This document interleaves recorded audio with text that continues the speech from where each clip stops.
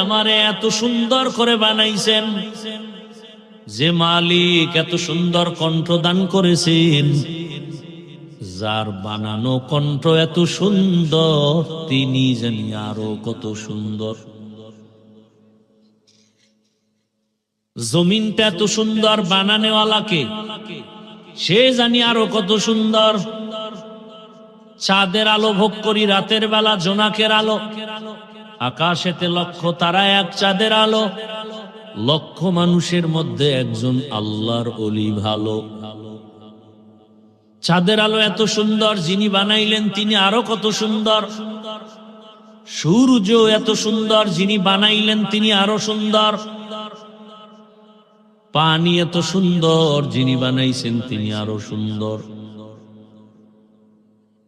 আল্লাহ তাআলা এত সুন্দর, আমারে হায়াত দিলেন কে? কার হায়াত ভোগ করি আমরা? কার দেওয়া পানি পান করি? আল্লাহর। কার দেওয়া বাতাস ভোগ করি? সব আমার আল্লাহর। আমরা যে রাতের বেলা ঘুমাই, আল্লাহ যদি উঠাইয়া না দেন, উঠাবার কোনো ক্ষমতা আসেনি? ক্ষমতা নাই। আল্লাহ বলেন, আল্লাহর দেওয়া সূর্যের আলো, চাঁদের আলো, পানি, বাতাস, জমিনের ফসল, গাছের ফল, নদীর মাছ কার?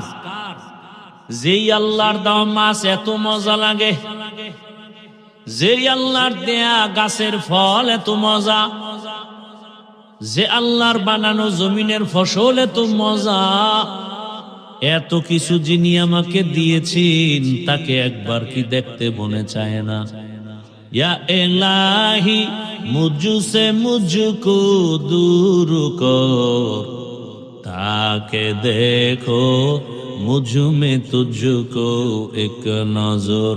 ইয়া ইলাহি তু মেরা মাবুদ হে, ইয়া ইলাহি তু মেরা মাশূক হে।